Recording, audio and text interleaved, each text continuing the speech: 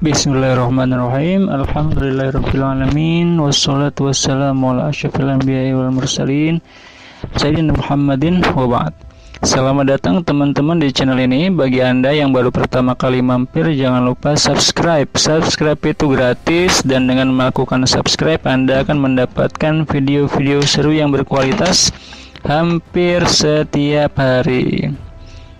Teman-teman sekalian, perkembangan COVID yang sangat cepat di Indonesia membuat kita ketar-ketir dan ketakutan sepanjang hari. Berita tidak henti-hentinya menyiarkan perkembangan COVID, termasuk di media sosial dan di YouTube. Kebanyakan dari berita yang ada bukannya menambah ketenangan, tetapi malah menambah ketakutan dan kejenuhan kita menghadapi virus kecil yang ngetop sejagat ini. Tapi akhirnya saya mendapatkan suatu artikel yang menarik yang membuat saya lebih tenang menghadapi hidup, terutama di zaman serba paranoid pandemi corona yang sedang heboh-hebohnya. Berikut ini artikelnya. Literasi COVID-19. Budayakan baca sampai selesai, berpikir positif dan jangan stres. Penjelasan ilmiah terkait COVID-19 oleh Dr. Muhammad Indro Cahyono, ahli virus. Virus termasuk COVID-19 adalah benda mati yang dapat hidup di media hidup.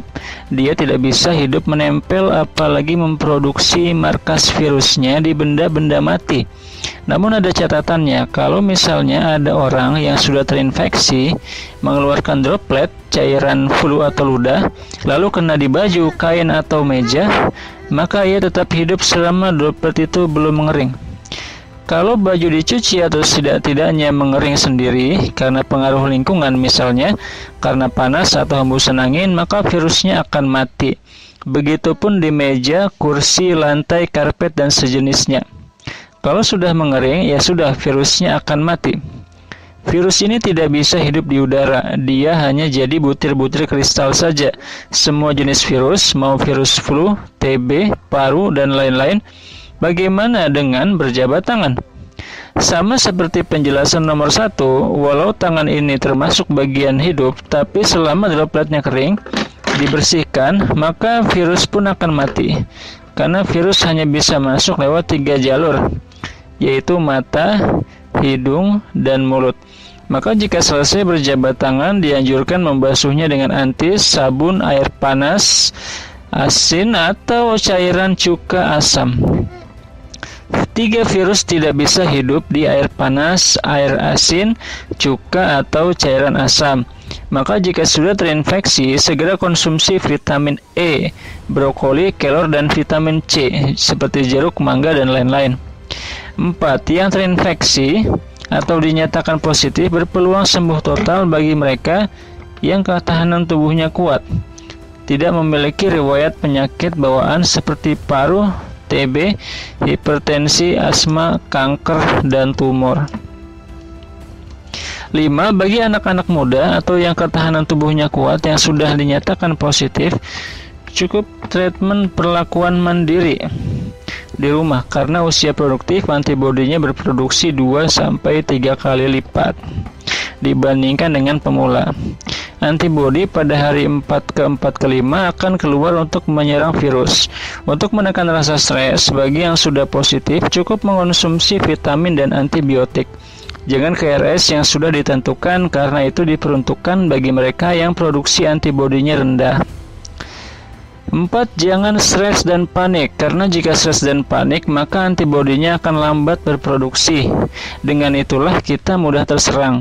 Apalagi stres itu hanya membuat psikomatik atau kondisi jiwa yang tersugesti lalu membuat tubuh lemah. 7. Virus yang dikatakan bertahan hidup di tempat basah lebih dari 9 jam itu hoax. Di panci, di kardus, di udara, di gagang pintu, di aluminium, dan lain sebagainya itu hoax. Sekali lagi, virus tidak dapat hidup di benda-benda mati. Jika dicurigai ada droplet di sana, maka cukup dibersihkan saja. 8. Pasien yang terinfeksi berpeluang sembuh seperti orang yang kena flu karena status positif itu sementara. 9. mantan pasien positif atau yang sudah sembuh berpeluang kecil untuk terinfeksi kembali. Asumsinya, di dalam tubuh kita ini ada yang namanya sel memori. Jika dia terinfeksi kembali, maka masa inkubasinya tidak lama. Waktu awal terinfeksi hanya 24 jam atau 1 hari. Karena sel memorinya akan menampilkan data bahwa orang ini pernah terinfeksi, sehingga sehari kena, besok atau paling lambat 2 hari sudah sembuh lagi. Yang paling penting dengan adanya COVID-19 ini, semua orang jadi sadar sehat.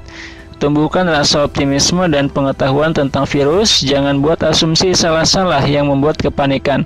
Sekarang share ke yang lain agar tidak terus-menerus warga ketakutan. Semoga bermanfaat.